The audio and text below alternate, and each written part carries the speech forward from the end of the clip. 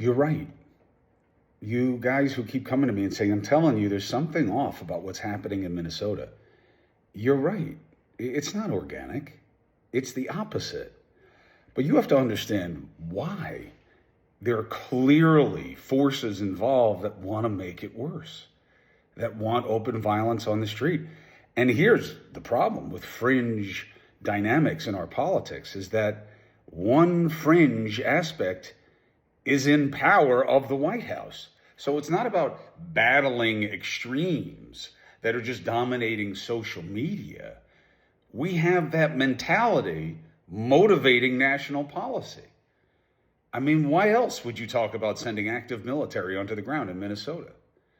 Why else would you immediately say an officer who shoots a mother in the head multiple times got run over?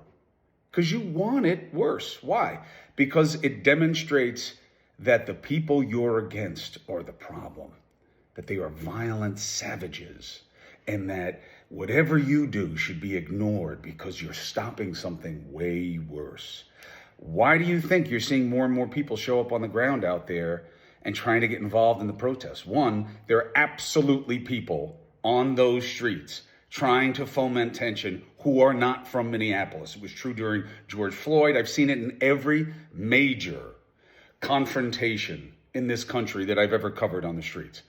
These guys come in, whether they're anarchists, whether they're paid, whether they're part of a political extreme that want the chaos that's absolutely at play. You got a social media economy that rewards outrage. Of course, people are showing up with their cameras and their brands on the street to foment tension. That's how you get paid. That's what you've allowed by design on social media. So you're right about all of it.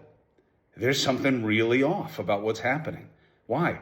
ICE isn't supposed to be doing things that way. They're doing that way because it's very provocative. So who wants to provoke what? See with your own eyes. There's plenty to point out. It's not just the White House. But come on, you can't look at how ICE is doing the job and what keeps happening and think they don't want that. So why do they want it? And now you start to see, as a critical thinker, what this is really about. Who can be the most outraged and who can go the farthest? And once you start talking about, well, how can we ramp it up? How can we be the ones that go the farthest? Worse is to come.